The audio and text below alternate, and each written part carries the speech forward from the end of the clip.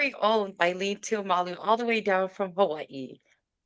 Tonight, by popular demand, we are revisiting a powerful and controversial topic, Fa'alave'lave, and its deeper ties to our Polynesian culture. So tonight, we're bringing back to the hot seat our very own host, Tasi Taufa'asau Arlington, to dive into a deeper um, to dive even deeper into the subject, answering your questions and sharing insights from Dr. Augustin Kramer's historic work known as the Samoa Islands. So without further ado, welcome back to the hot seat, Arlington. What's up? What's up? What's up? Yeah, Yes, brother, welcome. thank you guys. Always a pleasure to join you on your podcast. Ready to share some more stories with you guys. So welcome back again, Arlington. Since your last hot seat, what's new in your world today? Yeah, I've been busy with my daughter Talia's Polynesian pageant slash indigenous pageant. But since the last podcast, yeah, I've been doing a lot of reviews and reading all the comments from the last segment we did. And interestingly, I never had TikTok, so you guys told me I was looking on Facebook and it didn't seem like there's too much traction. But you said, no, you're on the wrong site. It's very chaotic on TikTok. And I said, I don't have TikTok. So I had to jump on my daughter's TikTok and I'm got over there. I'm like, geez. So I started my TikTok and so that's where I'm at. I've been busy on TikTok, been releasing some of my own videos on Samoa topics. So that's been my latest and greatest. And I noticed too, like you saw how there was a lot of, well, let me just first start by since our last or the first podcast we did with you, as soon as we posted the Fought in Love It one, which was very surprising for us, we hit about to this currently we got about 388,000 views on Facebook and about on TikTok we had about 3,000 likes, 200 something comments, and it just blew up. And so having you on again as has been a very great demand because there's a lot of questions that needs to be answered. And so I think one of the biggest question is, and for those of us who don't understand Fa'anabe, can you tell us what Fa'anabe means to you? Yeah, I mean, there's so many different ways you can describe it, but like for me, just trying to, if you break down the word itself, I always think of it as like how they say if you're walking through the bushes and you're carrying something, and there's always a term "walaveia," right? Something that grabs onto you or interrupts you or disrupts you from what you normally would do. So that's how I would say "falablave" would be something that interrupts you, right? Because it's not always a bad thing. And, love is are meant to be good, but it's that interruption that you know that it's going to cause some pain to you, which pain in your contribution, right? Because you're going to have to support this event depending on how much you contribute. So that's kind of a long way around trying to describe what a love is, well, at least the meaning of the love. Mhm. Falafel. Mm-hmm. So you kind of touched a little bit. It's a blessing, it's a burden, it could be both. Um, do you think for those who are not understanding the blessing part of it, do you think it's something that we're probably going to lose because of the difference of both having it as a blessing and as a burden? Favelavas are a great thing. Um, like all the support that you gain from those who support it. So it's not a bad thing, right? Favelavas are the collection, the input of the masses. The more people that put in, whether it's if you put only 10% of your effort, but there's more people putting into it, that's the benefit of it. But it's when, how would I say this? Let's say if it's my funeral, right? If it's a funeral that falls on my family or a wedding that falls on my family alone should take ownership of it. You, as a first cousin, I should not expect you to contribute so heavily on an event that falls on me. But a lot of Samoa families feel that they are the extension 2 or 3 levels far away from the immediate family, and they feel, oh, I have to give so much to be, equally for that event. But you have to remember, you have to step back and say, or so you have to take ownership. For example, my mom, when my mom passed, it was always known. The family would say, you know, Arlington, you and your brothers and sisters, that is your falavilave. So the expectation is you'll get more assistance from the outside, but it's not meant for you to solely rely on this, everyone else's outside of your brothers and sisters to take care of that. So I think that's kind of where we are with Falav is you own that Falav. And I think last week was a good segment that we had was the importance of insurances. Life insurance is what Yeah. will take care of that Falav almost 100%. Now the rest of it will be like a very small burden left over to your immediate family. So did I capture that for you guys? You did. Yes, Yeah. Okay. definitely. Yeah. I kind of feel like, do you think that the reason why family decides to chip in to help out is because they feel like, well, if I'm going to help out, if I'm going to help out with their event now or their, with any funeral expenses, I expect them to do the same thing with our family when that time comes. Yes. I mean, our Samoan community is based on reciprocity, right? We reciprocate what we give out, and then in the long term, we expect something to give in. So the way I look at it is everyone that contributed to my mom's funeral, it's what keeps me motivated to all those, folks who are impacted later on past my mom's funeral.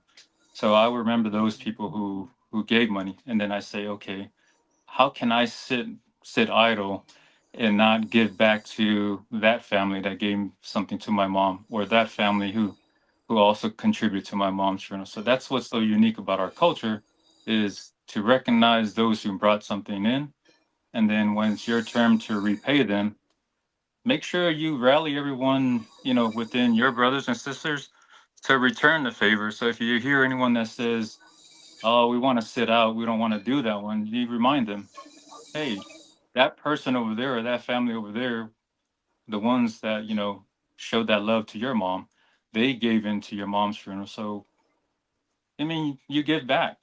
But again, like my stance on this is give what you can to give back. But just because that family brought 5,000, it doesn't mean you have to go and return 5,000 back, right?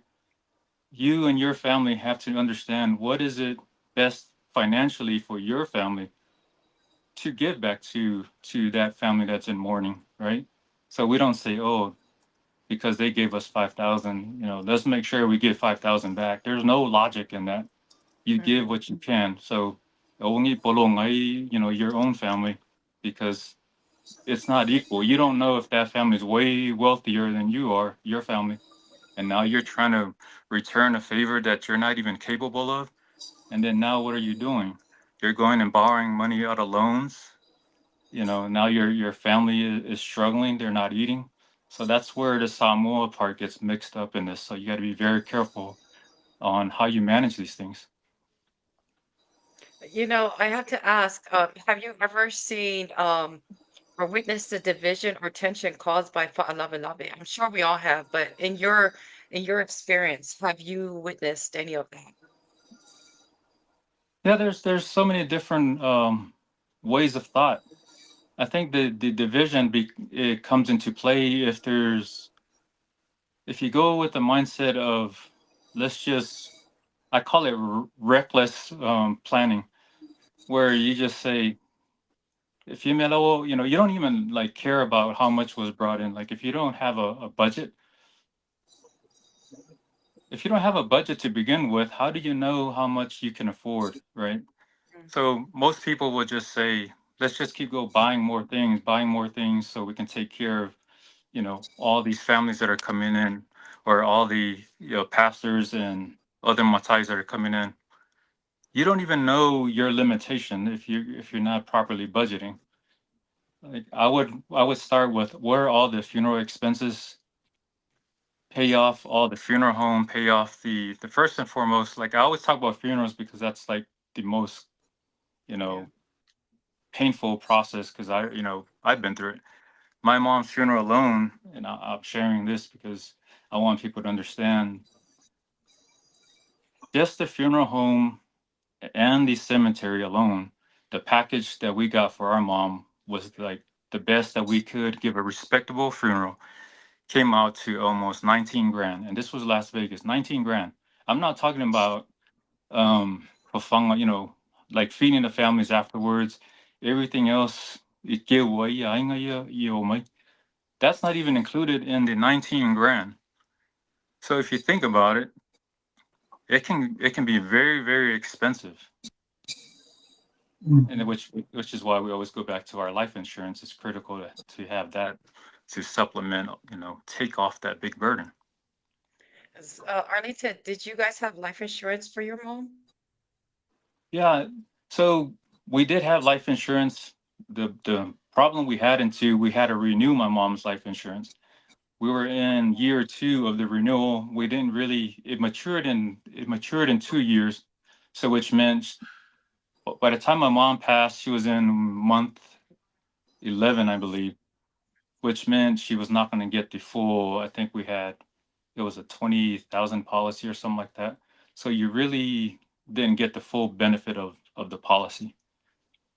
So which means you get what they gave you, and then you eat the rest of the cost.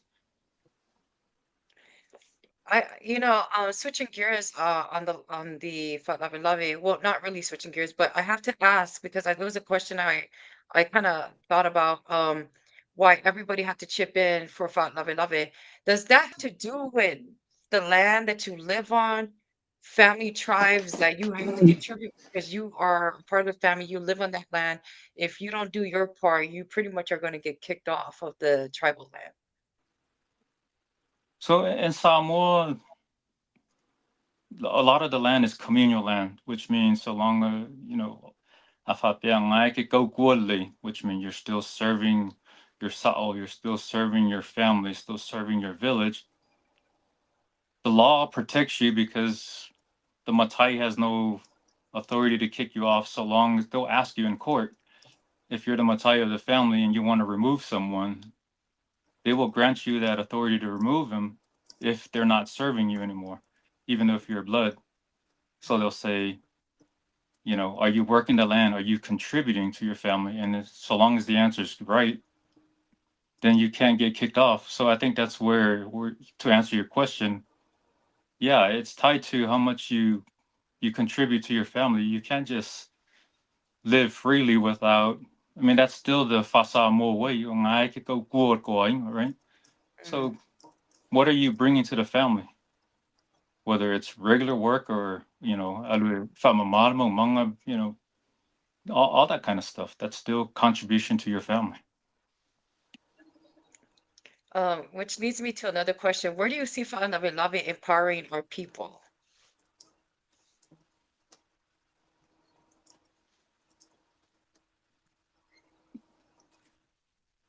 I kind of lost you guys there for a second. Okay. Where do you see Faanavilavi empowering our people?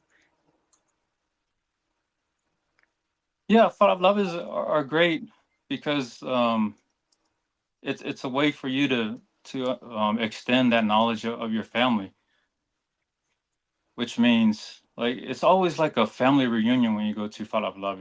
I mean, as painful as they are, by the time you get there, you say, "Oh, I haven't seen you so long."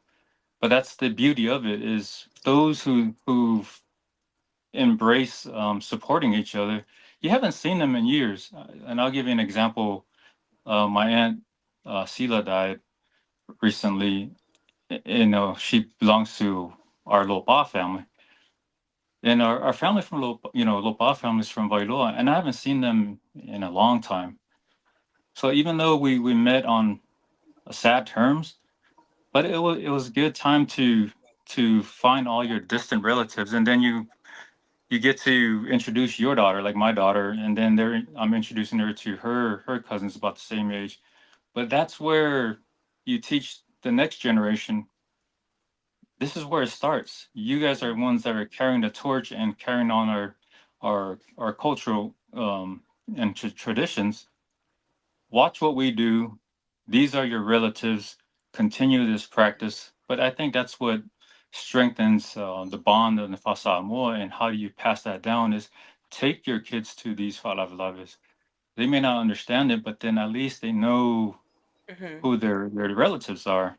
Iloia, yung nga because now you get to understand, oh, so that's the Lopa side that, and then you say, oh, okay, who are those? That's our Taufa'asau side. So Falablavas are a good area where you know the true love that you get from distant families, right? You start asking, the other people, "Oy, nga kayo ng mo mo?" And they start explaining to you, oh, that's grandpa or great grandpa so and so.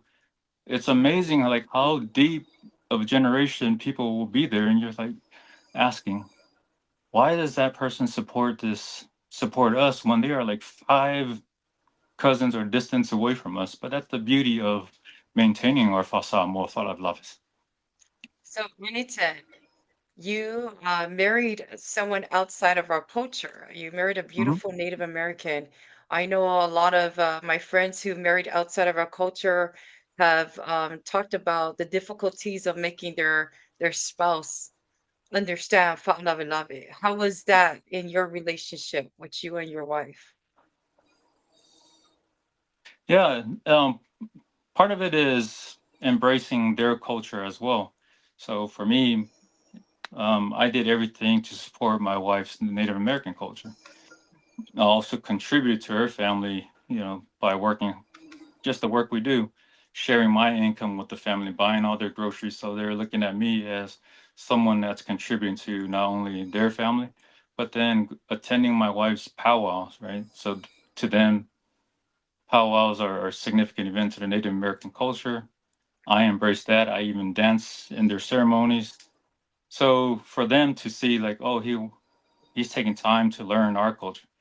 And I think my wife looking at me embracing that in return, how can she not embrace our Fasamo way? So it's a tag team thing. What I do for their family, my wife also does for our family. So it's worked out just fine for us. And that's why the way we raised our daughter is you go and do your Fasamo stuff, and then you also go do your Native American stuff. Yeah. So, even with those who are outside of the culture and those who are part of our culture, one of the things that's confusing for even for myself is trying to understand how the Matthi's church leaders play a part in receiving money when it comes to Whānau. What is your intake on that? So the Samoan people have this belief that God will punish me if I do not acknowledge the man of God or the woman of God that's in my presence. And that's how it used to be, growing up in the 90s, under what I've observed in my dad's lokaiki. And then slowly there was a transition where, oh, we got to acknowledge all the awa'os now, right? So now everyone's getting the envelope, for awa'os. And then over time, it's now ki'akongos are now getting envelopes. I don't remember in a too far distant past where Elapu Farab Lave, there's 50 Awa'os combined with Faife Aus, and all of a sudden everyone gets an envelope. So where I disagree on is if you only look at the funeral, right? If you only look at the funeral, right? The funeral part is over with.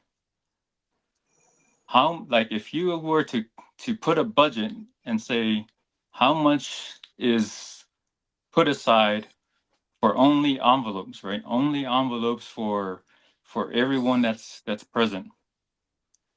And I ask this to anyone out there that is viewing the same question. Mhm. take a wild guess of how much that you're putting aside. E keu umaya kaya le, they self-fight, they go for. Does it really make sense for us?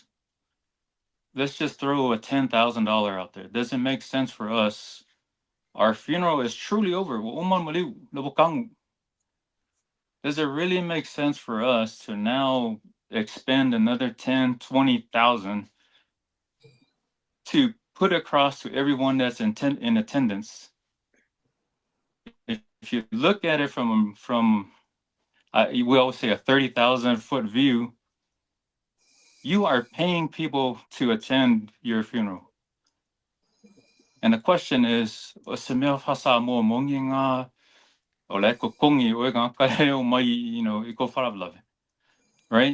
So, that's the question I ask. Does it really make sense for you to,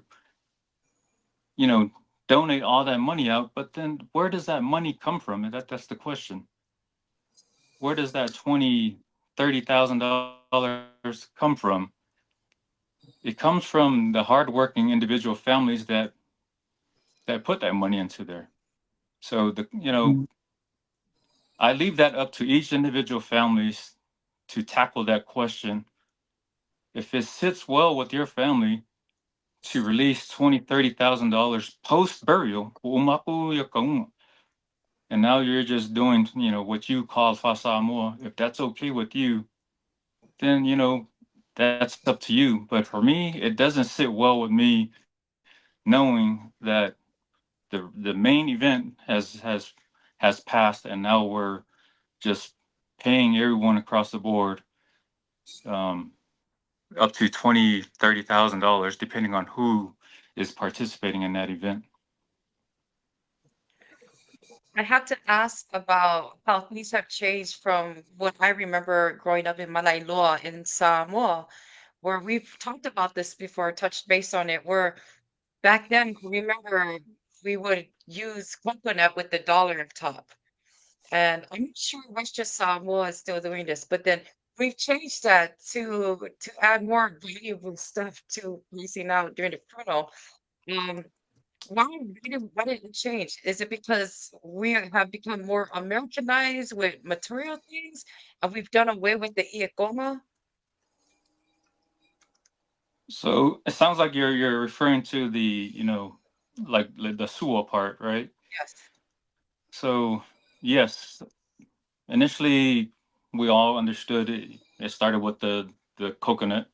I think over time, you know, in the 1980s, I remember in San Francisco they would do maybe one soda can because they didn't really have coconuts. And then going to Samoa was something new, and then eventually they replaced it with the soda can. And then over time, I remember they replaced it with a 3 liter, and then more modernized. Last thing I think I seen was it's now a champagne bottle. But the question we ask is, o le mea e malama ka kou le mafuaanga, o le sua, right? A whapea o le sua nga, that first part of the sua, o le mea e kalilo more, it's for greeting and as you've just arrived. The first part of the sua is for you to sit and eat and for us to fellowship while they're preparing the bigger stuff. But that's the true meaning of the first part of the sua. So does it really make sense to you for you to change things to a soda, to a 3 liter, to a champagne bottle? Does it make sense for you to offer a champagne bottle to someone that's sitting across from you and expect that person to drink a champagne bottle in your presence, and that's for his consumption during a short period of time for you to interact?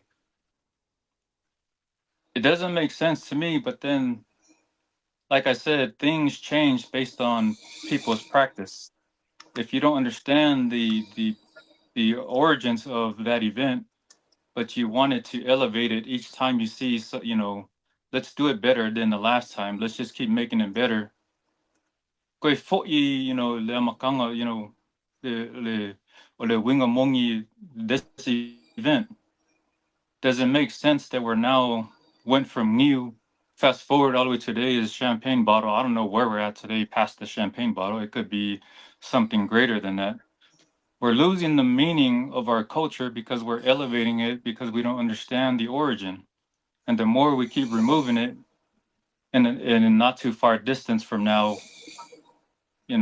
we're gonna have like a whole case of soda sitting there because we think that's better than the champagne bottle. Now we've just totally removed the true meaning of this event. So And I think we've moved towards more modernizing it, right? Versus um, you know, going back to the coconut champagne. But I mean, I think some villages still practiced, uh, using the coconut. I mean, there's some who cannot afford, using a soda and or have dollar bills. But I mean, I think for each family, it's to its own and how they do their own suo and if it's okay within their family. that's a good point. But the other part that I know, at least the way I grew up with it, and I still do it today when I go with my dad, is when they bring that first part out, right? They give, okay, here's your suo. What does your dad tell you? First thing my dad says, like to me, at least when I was growing up, taking care of my dad, the first thing my dad says, "Ave meanga ave ka vale." We've lost the value of this event because what was meant for you to partake in and eat at that moment while you're fellowshipping with the people, you're not even eating. And they almost feel ashamed to, like, I don't recall anyone eating that first part. They'll just get it and it feels like it's taboo to eat at that moment, and they'll just remove Mm, that stuff and take it straight to the car. I know every time it's always, it comes here, they put it to the side, and I have to move that quick, move it out to the car. So, for those who are preparing the funeral, they just think about that event. It's beautiful that you've done all that. You spent so much money on it, but how much mm, value did that person put into it that receives it? It's not like they're not grateful, but it almost feels like you've wasted a lot of money into that event when that person just gets it and just takes it to the car. That's just my perspective, and I would like to hear others and what they feel about it. Yeah, so for all of you who are tuning in, if you have any questions or any comments, thoughts, any of your opinions that you want to share, go ahead and drop it down in the inbox for us to read. So we're going to switch gears because I want you to start talking about this book that so many of us are familiar with, and I think it's going to surprise a lot of people once we start diving into it. So exactly, that's Samoa Islands by Dr. Augustin Kramer. Please explain to us what that is. Yeah, um, early on in the 1800s, towards the end of the, before the three islands of Samoa were separated and belonged to Germany and the United States and Great Britain. So towards the end, around 1890s, a German, I think I call him scientist, but he's like a naturalist. He came to study the flora and fauna in Samoa. So he wanted to document like what type of plant species and what type of animals are in this island that we're discovering in the Pacific. Because all the Pacific islands were kind of new to the modern world. So mm, they're also seeking new plants for medicine. Maybe there's some new medicinal value that they can learn. So that was his original job as he was going from island to island. But he also noticed, during his work, because he did work on other islands, he didn't like what he's seen were done by the other expeditions. Not Wait, only before you continue, can you just yeah, let us, I don't know if you mentioned it, do you let everyone know what time frame we're talking about? yeah, the we're talking about 1890s, 1880s, 1890, close to 1900. Yeah. So if you remember, Samoa was fairly discovered by the missionaries around 1830s. The mm, the so everything is still fairly new. So even 1880s, the progress in our education and in writing was still very, new to them, and a lot of it had been slowed down by. Remember that there was a lot of wars trying to stabilize, who was going to be king of Samoa. And when we talk about Samoa, Kukuila used to belong to, for most of it, it was under Upolu. So a lot of wars were still going on, but then you still had the people like Kramer who were doing these work. They were studying um, the plants and the animals. But then what Kramer did was he didn't like how the other missionaries and scientists were just going through each island and implementing the Western way, converting people away from their original culture, saying this is bad, abandon those ways. He wanted Samoa to be untouched. He wanted to leave that in place. So he interviewed. He went to island to island to island, and he went and interviewed as many chiefs that wanted to sit down with him and write their story. And so he painstakingly wrote down the Falupengas. He'll sit down. Let's for example, he went to Vailoa or the district and say, okay, tell me about the district of Vailoa. Where does Vailoa fall under?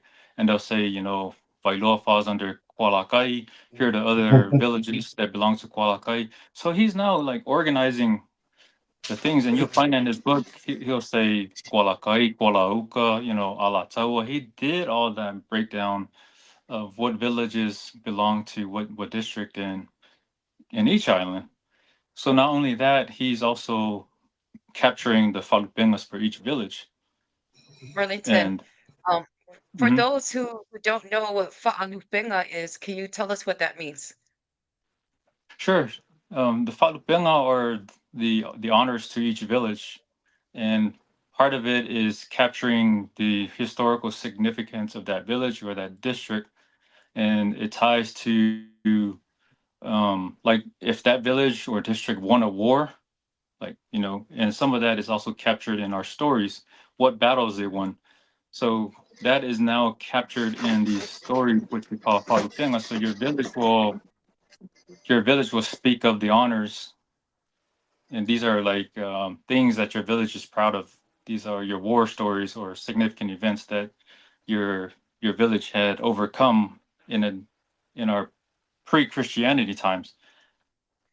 So a The lot of the that is unique part captured. about sorry, the part about what you're talking about, the reason why it's so unique is because this is something that had not been written down. Our culture has been all oral interpreted, right? So what you're describing is the fact that um, Kramer came in to talk to all those during that time frame because to get information down so it can be written and have in writing, right? Yes, correct. Just like you've stated, there is an oral tradition of me masangiga ko o upu ku mai, the previous generation. So it's important that for us to pass on those stories verbally, to our younger ones, and repetitively get it ingrained in their head, and that gets passed on. But as these Westerners came in, they now captured it in writing. So you now have a written version, but then the oral tradition is still ongoing, right? So it's not like the people didn't pass it down, who kept it in their villages or within their families. So now you have a written version that exists, but then you also have the oral tradition. So if you listen to the villages, you have some people in Samoa, even to this day, that will challenge the written version because they'll say, "Ile loga ko po ina makai nga lang nga," lang interview with Kramer. He may have given his version, but this is the true version right here. So how do we know which one is true? The one that the village maintains and the one the families maintain versus the one that Kramer has. So my answer to that is you know, just keep an open thought to both of them. Mm. Don't throw one way over the other, but at least you still have a reference point, that Kramer You know, so let's say, a Matai, another Matai wrote that down. It's still valuable for us to acknowledge, that Matai that gave that story. But then, Yeah. to combine them collectively and just say, okay, there's some differences in between, but then that's why you visit with your village and district and say, what do we agree upon that we can accept, between these two versions? Mm. Did we capture the Falupenga part? We did. Yes. Yes. Yeah. Okay. Um, okay, so within his books, and then one person mentioned he went from plants to family tree. Yeah, pretty much he did, and I know Arlington is going to jump into that as well because there's so much that he had saved. Arlington, go ahead. I know you wanted to say something. Okay. So if there's a question about family tree, so like I mentioned in one of my TikTok videos is "Ye ngafa o ainga," but then I didn't go as far as to say ngafa o ainga, like ainga o kupu, or what we think are the high families. So not every family, sorry about that. If you go and looking, and like for even our family, Tasi Taufa'asau, you won't find that. But if you have the larger families, the Malietoas, the Kuimanguas, like even my other family, the Ngaokioke family, I won't speak on those specific names, but I'm just mentioning like the larger names that we're familiar with. It's in these books. Um, Even like my mom said, the Kofasau family, it's also in this book. So um, those are the families that was captured by Kramer. Now the argument is, you leave it to the families. Like for me, the way I would say it is, I know what my family is tracking, and then I also go to what Kramer was tracking. And so now I try to merge what my family says and what Kramer says. And then I always take the books back to my family and I say, who is this that Kramer references? You know, what family is this? And I'm always looking on, these reunion sites that we go to, and I'm trying to acknowledge all the families and I'm making all these ties. So that's how I use it. So if you ever get a copy of Kramer's book, I encourage you to do the same. I'm not saying that Kramer was right and his work is gospel that we 100% say "Isa o nga fa Kramer si mo nga fa inga." No, I'm not saying that. I'm just saying that it's an interesting perspective to look through these names. It shines light to an area that a lot of us may have not looked into. Arlington, what is Talahoneva vowel? Why is it important? So the Kalavavau are stories that are passed down, that are captured like all the way back in history. And I'll give you an example. One of them that I like that's also in this book is how did the tattoos arrive to Samoa? Now, Kramer clearly writes the artwork was brought in by two girls, and he says it's brought from Fiji, right? The argument today that you see online, the Samoans will defend it's a circle from Kalanga o Fiki, it's not Fiki Fiji or Fiki Uko Mamua. So to me, it's still worth listening to both sides. You can take the argument it's Fiji, and you can also take the argument it's Fikiuka, but it's not very clear which one it is. But that's kind of one example of the Kalalavau that you find in here. The other importance of the Kalalavau is when it's important to the Matais, because when Matais speak in it's almost like code, right? They speak in a different language. They speak in metaphors. Um, to equate that in English, it's something similar to Haile. Also, the sky is blue and the mountains are green, right? So those stories are generated from these stories that call it a vow. So they'll what we call alanga upus. are contained in these stories. That's why people always say, "Do you have those books? Do you have Eso Kusi Kalaravau?" Because people not only have the Alanga Opu, they're careful to use the Alanga Opu because they need to go back to the story itself to understand how that phrase, what was the origin of the phrase, by reading the story. So if you don't understand the story and the meaning behind the genesis of that statement, you may use a phrase that was meant for a funeral and you may use it in a wedding ceremony, and or vice versa. So you can offend a lot of people by doing so. Mm. I wanted to know in regards to Kramer's work, was most of his work done in American Samoa or was it done in all Samoan Islands? Yeah, Kramer does acknowledge. So when he started his work, Thomas Powell also did work prior to him. So Thomas Powell initiated the work. He also tried to capture the Falupengas as well.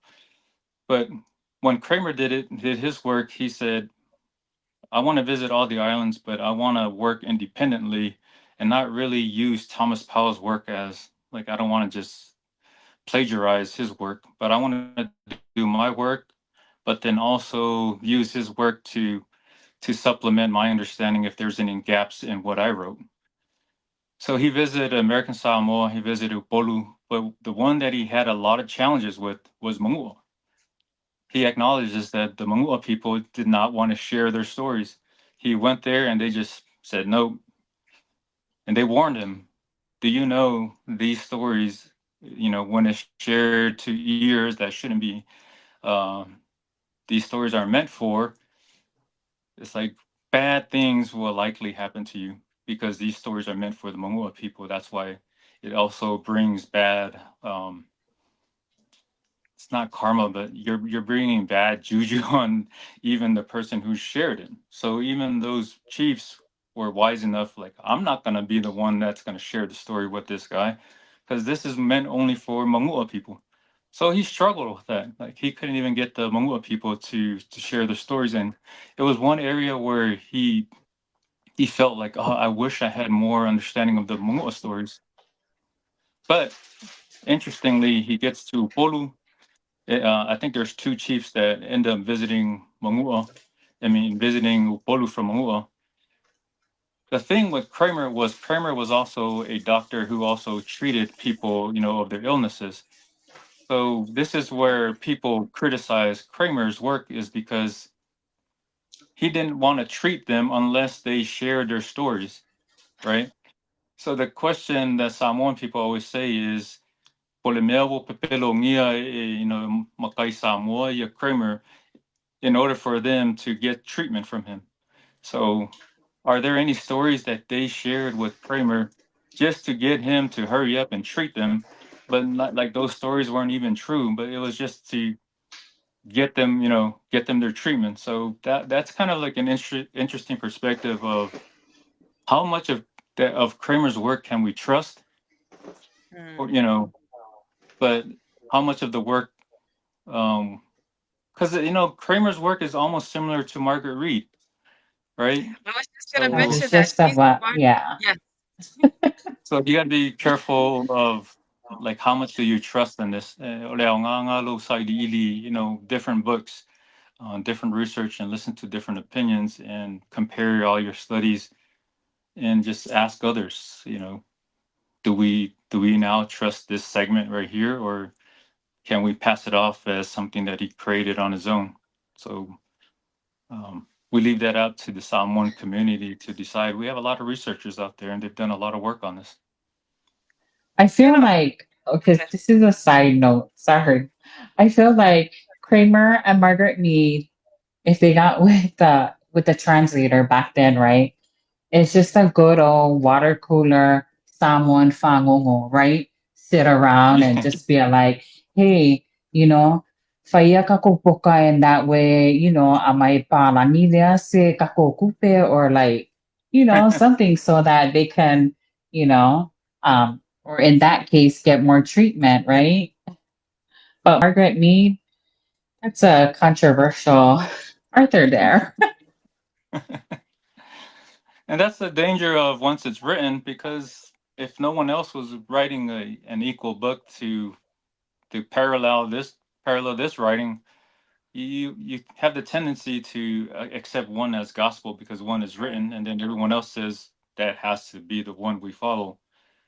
So Mm, yeah, And it also goes back to like what you mentioned about the family lines. How much can you trust the family lines that they're talking about because he's only went to one section of people and not everyone, and it hasn't been going back on the book, right? Has it ever been what's that word where they someone checks it to confirm that everything that was written is true based off of their own knowledge and their understanding yeah. of their time frame? So the University of Bolu, they have I encourage people to listen to their podcast. It's very interesting. It's Samoa Islands.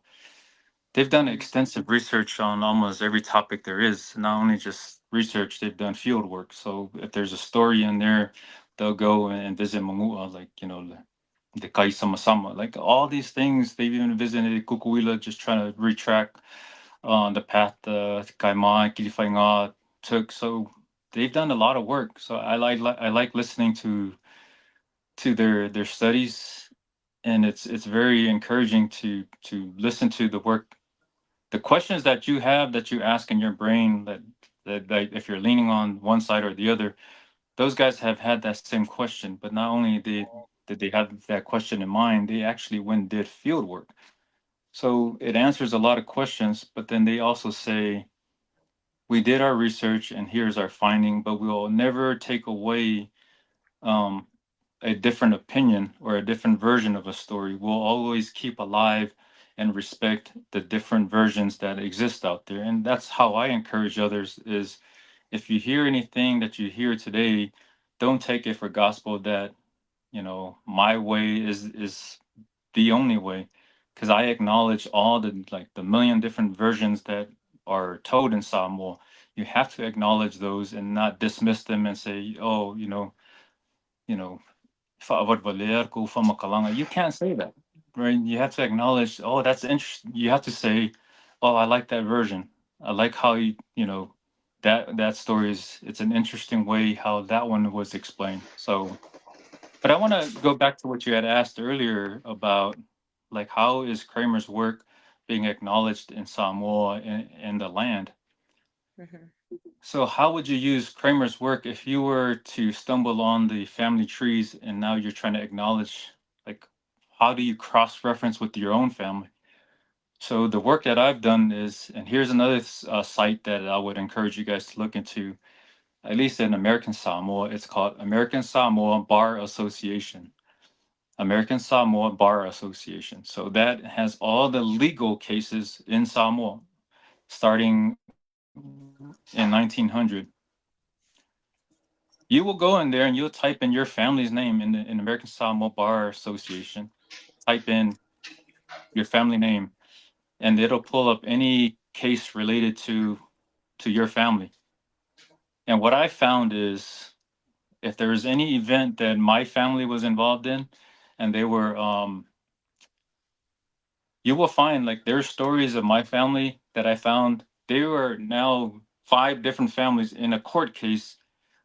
The court is saying, "Oi, from Kalamilo ngafa, like, you tell me your ngafa," and then the next person explained his ngafa. So now I have like four different versions of our family ngafa that is told by different competing people who were registering for a title. Now I have this reference, right? Because you're trying to piece together your family tree, but now you have a valuable piece of information, maybe from the 1920s and 1930s, that didn't exist today. So now I have this information I can take and compare to Kramer's. And the reason why I say that is there are people today, for example, like you, Lea. So let's say you went to register a title under some family, and they'll say, okay, what family do you come from? And then they're asking you to explain where your lineage come from. And then they'll go to Kramer's book because I know American Samoa does this. They'll go to Kramer's book and they say, "Sorry, Lasso, your clan that you mentioned, it's not referenced in Kramer's book, so Wow. we can't acknowledge your request for this Matai title because it doesn't show you're tied to this family because your name is not the name that you reference is not tied to any of the names that are in this book. So they do use Kramer's on the ngafas that are in Kramer's book. Wow. And that's why his book is so important because it really was a start of when we started to get our pretty much our culture written down. Besides family, did he talk about like the wars that were going on within families and within the islands during that time? I think he mentions it briefly, but like you have to extend your research into like if you're wanting to supplement Kramer's work, you also have to look into the works that were done by the missionaries. The missionaries will have the intimate details of the wars that you don't really hear about that most people capture, and you'll see the missionaries also say we fought side by side with this family, but it's not mentioned too much in Kramer's work. Kramer usually captures like the other thing unique about Kramer that he mentions is the medicine. And I think what's unique about that section in Kramer's book is these different plants, these different Samoa plants and the different diseases and illnesses that we have in Samoa. The question I have today is, o le mea o whaonga e lawa ka koui, ia vai fofo, right? O vai the plants. Because I remember growing up, I remember, they'll say, alu e kau me se lau la aula. And then you alu, e kui ue, pe olo olo. And then either you drink it or you put it on your skin. We had our own medicine to treat ourselves, but at some point we abandoned our own medicinal treatments and we solely relied on Western medicine. But the question you go back to if you're reading Kramer's book, and it's very interesting, like, oh, what's this plant? What is this plant? It says it cures fever, it cures, headaches, it cures, stomach aches. And I sat down with my dad and I started reading out all these plants. I said, man, all those years in Samoa, I never heard of this plant. What is this plant? And my dad Mm. would say, oh, yeah, that's this plant. And then I said, okay. But I said, do you remember, at your age, Dad, do you remember using these plants? He said, yeah, that was commonly used. And he always like remembers that. And I said, well, so why did the Samoan people abandon these? And he just says, just over time, it was just easy to go to the hospital. People depending on, modern treatment, and over time, we just forget about our Samoan treatment. You know, that's kind of like food, right? Like with our plants and having to go to the to the manga to get our own food. I think us growing up, because I remember having to go to a plantation with my sisters to go get the food for the umu the next day, right? And I kind of see that deteriorate as we got older, especially when McDonald's came up, um, which is terrible. But anyways, I want to read a comment that just popped up.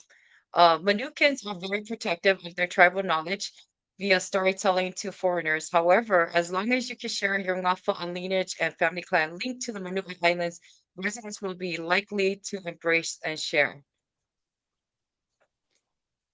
Yeah, thank you for sharing. And it's a good point to mention. A lot of folks, if you haven't bought Fofo Sunia's book, I think Fofo has done a great job in sharing a lot of the Mangua stories. You know, Fofo, of course, we all know is from the Mangua Islands, and it's good to read all those stories. So, I've invested a lot of time wanting to read about the Mangua because my dad's from Mangua, my mom's also from Mangua. So, that was why I had a lot of interest in trying to do research. It seems like most of our stories are tied more into um, Upolu. So, nothing wrong with that, you know.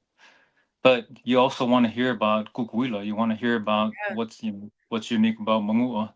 And The information is out there. You just have to know where to find the information on these. Yeah. So we got a question for you, Arlington.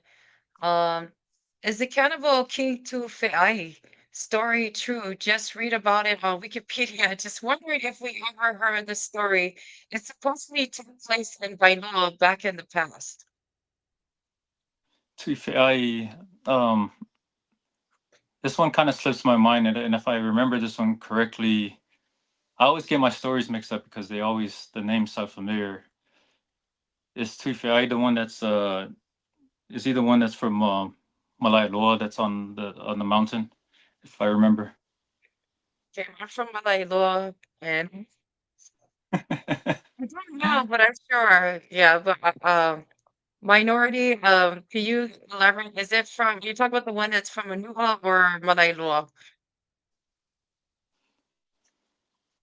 So while we're waiting for that, I think I don't Okay, know. so Yeah, go ahead. okay, so there's one of the traditional stories there that is known in Vailoa. Um, and I might share this incorrectly, but it's interesting because there's a name of a village in Vailoa called Kuaulu, right? Kuaulu, and from what I'm told of this story is there is a um, cannibal that lived on like the mountains, kind of like Malailoa area, Aluau. So he climbs It up is there. Malailoa. Yeah, that is Okay, Malailoa. Sorry, I had to think about it. yeah. So the story goes that um, that there's a platform in Kuaulu, which is now Wailokai. That's where like his feeding ground was. So they would capture people and they would leave him there, and then he would come down from the mountains, and then that's where he'll take the people, and then he'll take them up there and eat them alive. But the unique thing about the story is you couldn't look at him, so they would walk the person backwards to him, so their back of their head is facing towards him, which hence the name of the village, Kuaulu, Leulu. So at least that's the way I'm told. So that's how that is. The name is associated with the village. So that was the feeding grounds, or at least the area you drop off. They're captured in Vailo, and then he comes down, and then they take him, and he eats them up there. So But that is that the explains a lot story of you the guys are question. asking? But I think the question is it true? Like these are stories that are passed down. It depends on how you want to believe them.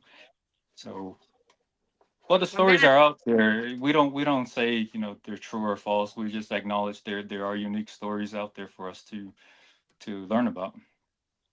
I'm gonna read a comment from Julia. Alias Pungo West Samoa, which is a Mormon stake center in America, Samoa, currently hosting a family history exhibition at DWYA all week to the public. Um, Very inspiring to unite communities. So something to look out for those out there in America, Samoa. LDS Pongo West Samoa is currently hosting a family history exhibition at DWYA. So and that's a good way to understand your Ngafa and get together to get your genealogy going. Um, right. So, going Yeah, back, thanks for sharing. yes, yes. So, Mm-hmm. Arlington, this is crazy that you mentioned earlier before we started the podcast that this book is going out. It's being sold for about $800, $700. For the book to cost that much, the value is so high that there's a big interest. Can you tell us why? So there's a resurgence in interest in knowing the truth, but people are tired of buying secondhand stories, right? Because we'll feel au solo sa mua po ara sa ongo o kalaanga mai anga mua. So people say, "Oh, I don't trust that book that guy just wrote in 1980 or 1970 or 1960." People want to return to when the book was originally written or the stories were originally captured from the people of the past. So if you take yourself to the origin, the original source, and then now you can say, I read the original and I will form my own opinion from the original source. Because like if you take Kramer's book and you look at all these subsequent publishings we see today, there's vast difference. And you question, the modern publishers, and you say, where did you get your version from? Did the story change over time by the time it reached you in the 1950s? Now you told the story. Just like how I said, I forgot what the Tuifiai story, and I may have shared it incorrectly. I may remember pieces, but it's likely it wasn't correct the way I explained it. If someone's listening and goes and publish my version, yang ako sa siya ko ya marfamakalanga, then the next generation's taking the wrong version. So it's Mm. careful. I always say, please go read the original. So even myself, I can't retain all the stories. So, but like I always have vivid recollections of the different stories in my head. So that's just kind of how I look at things. What do you think people should? Well, first, before I jump into this other question, how did you come across this book? Because I have never heard about it until you mentioned it the first podcast. I think for me was I was doing research on my family. I was trying to piece together my family tree post pre-Christianity. I wanted to see what the Christians wrote about my family in the 1830s. Can I take my family tree and go beyond? So that was my work, and I was reading more missionary work, and a lot of the missionary work does cover a lot of information about my family. But then the missionaries were starting to like reference like different stories. And then I came across Thomas Powell's work, and then eventually my brain was like, wow, this is very interesting. And then it led me to Kramer's.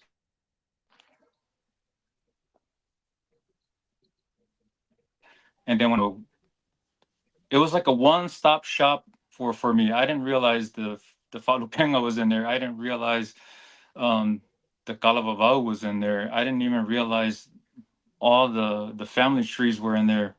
I didn't realize the medicine was in there. The images of tattoos and um, the connection to the other islands, the Fiji, Tonga. It's amazing what is captured in this book, that it takes you to a time when like the pre-colonial, well, more modernized, before the superpowers divided the islands. At least puts you in their shoes to see what Samoa was like in the early Mm. days, because you're not too far removed from when the Christians first arrived. You know what interests me is that I didn't know because you mentioned it before we started. I had no idea. I didn't teach us this in high school that Fiji was a part of Samoa. That it was actually owned and run by I believe the Samoan kings at that time or whatever leaders. Yeah, so we all understand there's different interpretations depending on what island you go. You go to Tonga, Tonga will say Tonga ruled out of Pacific, and then you go to Samoa and they say the same. You go to Fiji and they say the same. So you don't dismiss each island's, story, because that's what's unique to them. But we honor what story and tales that are unique to us.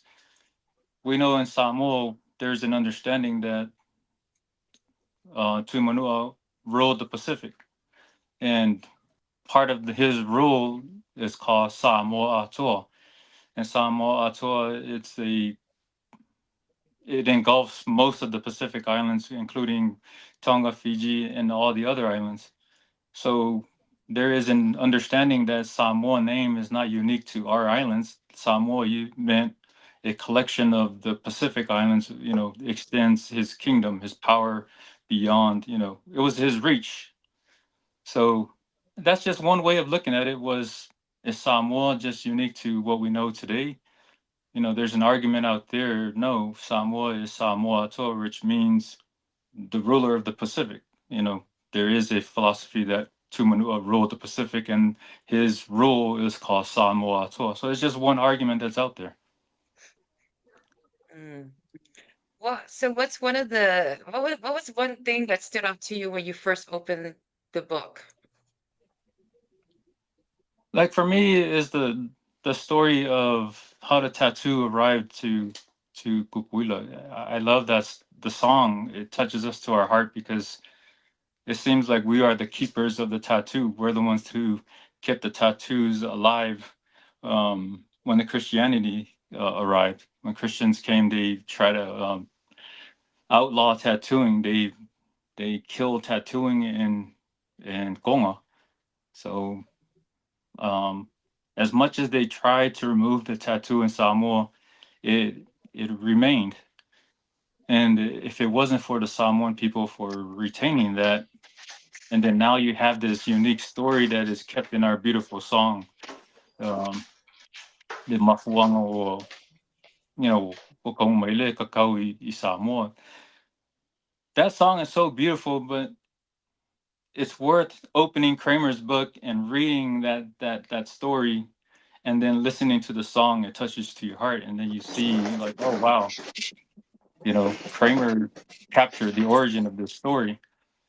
And what's unique to me, because I like reading the arguments that we have online between different people and about the tattooing.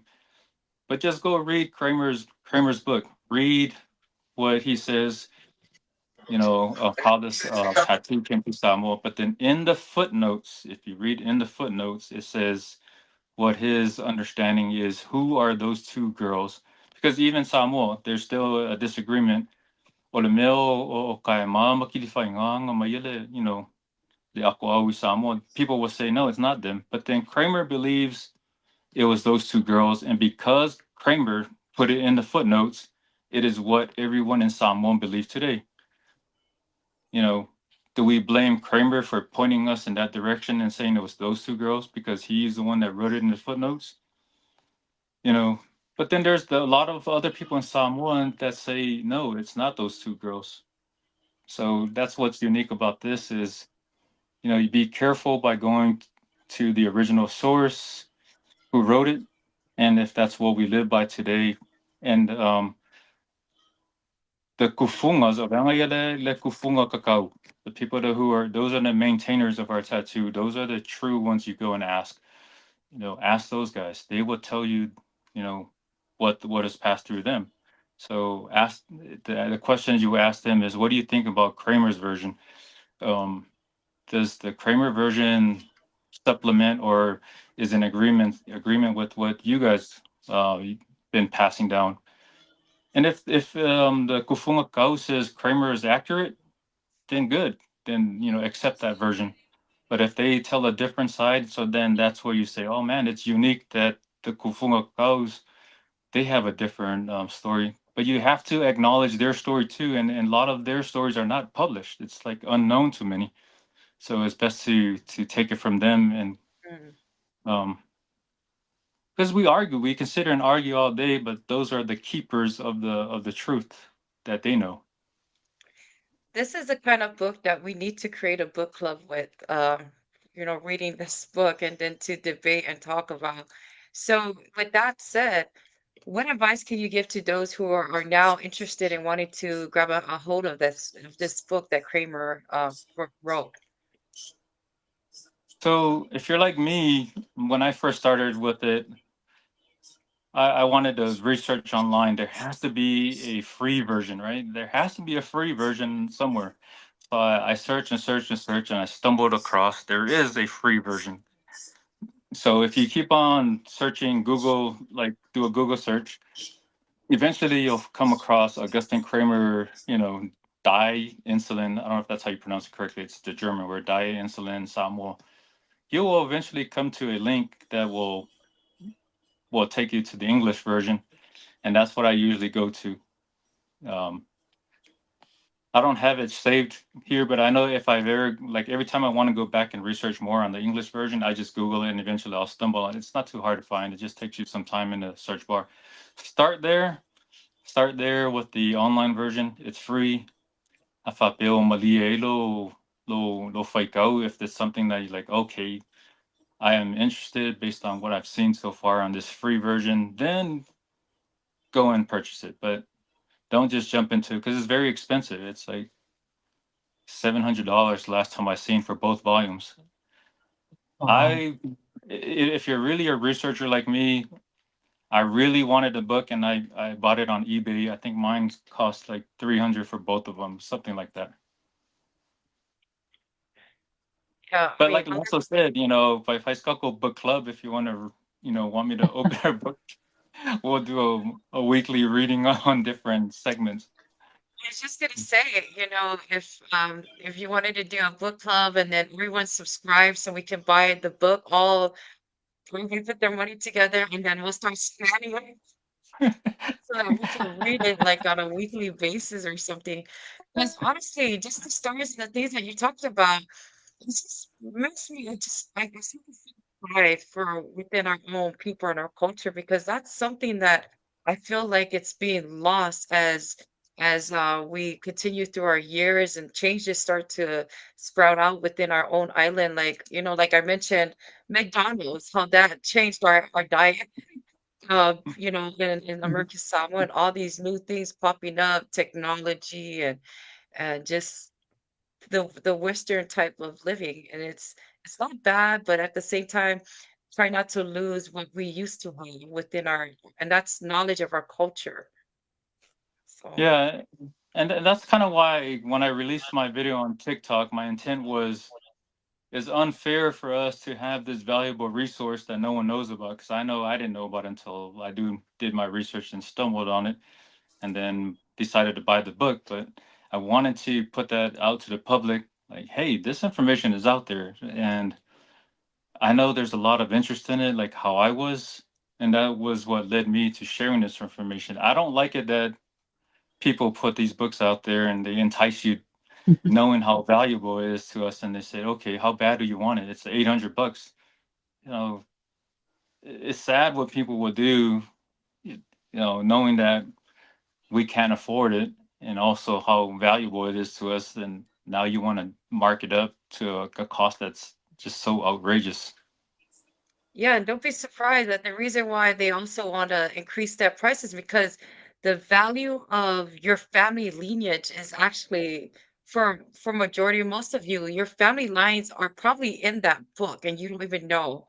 And so that's Mhm. something very important to pick up. And again, I know that Julia just mentioned, please share the link in regards to the book. And then let's see, the other one is scan the hard copy pages and post it on pop group page for Mone Mone. Okay, so you know what? If anybody wants to chip in, let's do that, and we'll start posting those PDF files on there. I just So, yeah. yeah, may sisig ko kay may. We will do it legally. We'll do, but yeah. No, I value your opinion. I agree. As much as I want to scan them and put them out there, I also want to respect the rights of the publisher. And Mm. yeah, there's some people who publish this secondhand, and they've got all their lawyers who are lawyering up. So we also have to be careful. So if you do get a copy, like, yeah, I agree, it's okay to share, in a book club, but be careful of what you scan because it can come back and I don't know who owns the rights to these books, but it can come back and haunt you if you try to share too much online that you shouldn't. So you know what I'm gonna do? I'm just gonna create a Google Drive account and I'll share my password and login with everybody who wants to be on the book club. What about that, lawyers? Well, I feel like, once for those of you out there who are listening in, I think once this is actually new to so many of us. And it's something very interesting that I know that many of you will want to dive into. And I feel like once we get an understanding by getting our hands on that book, it would be nice to have another segment of Kramer on the podcast because this is something that we can talk about and share with everyone else. Because, like what was mentioned earlier, I think someone mentioned history is very important. Yes, it is. It's so important because as we get older, our younger generation has no idea about the value and the importance of our past and our people. And so that's something that we need to be able to carry on to our next generation. As we come to an end, Arlington, thank you so much. Is there anything else you would like to share? I feel like we haven't covered everything, but I know that we just need to, for us, we need to read into it more so we can have more to talk about. Yeah, when we released our video for the public, I know there's a lot of people who your questions didn't come out, but if you're viewing this later on, please add your comments, and we'll definitely do a follow up. I don't mind going in there and answering some of the questions. Just add it to the comment sections when our book is released. I mean, our video is released. Also, if you go to my original page on my TikTok, so if that's where you learned and brought you to this podcast, you can ask your questions there as well, and then I will also try to tie that back to the Pulse of Polynesia podcast to answer all those questions. And by the way, to Arlington's daughter, what's your daughter's name? Talia. Hmm. Talia. No, that's right, Talia. Talia, thank you so much for teaching your dad how to use TikTok. So I, yeah, I'm brand new to TikTok. So if you see me on there, yeah, I'm the new guy on the block. So I've only been out for a few weeks, and I didn't even know such a thing existed, and it's right? a good community. I'm glad that you guys have welcomed me and found interest in some of the things I share. Thank you, Arlington. And our sister Eileen, is there anything you would like to say before we close? No, you guys did great. Thank you. I just have Eileen on here. I have to force her just to be my supporters. Mhm. Also because I wanted her beautiful face on. So I love you, sister. Thank you so much for coming on. Sure, we Because should she's have coming on the Fui next on time. here too. Mm. Well, with that said, everybody, to God be all the glory. We love you all. And one more last comment. Mano Lava Pop Squad, pleasure listening in on tonight's discussion. Alafatu. Thank you so much, Julia, and to all of our guests out there. And also, Janet says, gained a lot of great information tonight. Definitely encourages me to do my own research as well. Yes, same here. It's time to get that book open and start digging into research. Um, all right, to everyone out there, appreciate all of you. You guys, you all have a good. Let's see. You all have a good. Okay, you all have a good night. Yes. All right, Yeah, to good night to everybody you out all as there. well. Good night. Have a good night. To Bye. God be all the glory. Have a good night and a good Sunday as well. Love you all. Night. Yeah, paso full.